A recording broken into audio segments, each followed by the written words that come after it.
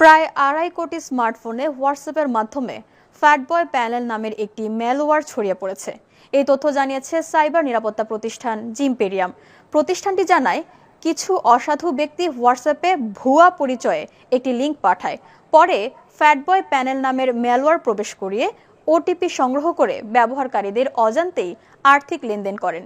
জিমপেরিয়ামের তথ্য মতে ইনস্টল হওয়ার সঙ্গে সঙ্গে ম্যালওয়্যারটি নিজের আইকন লুকিয়ে ফেলে এবং গুগল প্লের প্রোটেক্ট সেবা বন্ধ করে দেয়, যাতে ব্যবহারকারী সন্দেহ করতে না পারে। তাছাড়া এই ম্যালওয়্যার একটি কেন্দ্রীয় নিয়ন্ত্রণ কাঠামোর সঙ্গে সংযুক্ত থাকে, যেখান থেকে একাধিক ম্যালওয়্যারের সমন্বিত কার্যক্রম পরিচালনা করা হয়। ফলে অপরাধীরা দূর থেকে একই সঙ্গে একাধিক স্মার্টফোন নিয়ন্ত্রণ করতে পারে। সাইবার নিরাপত্তা বিশেষজ্ঞরা জানান, ক্ষতিকর ম্যালওয়্যার থেকে রক্ষা পেতে হলে অপরিচিত লিঙ্ক থেকে অ্যাপ ডাউনলোড বা এপিকে ফাইল ইনস্টল করা থেকে বিরত থাকতে হবে।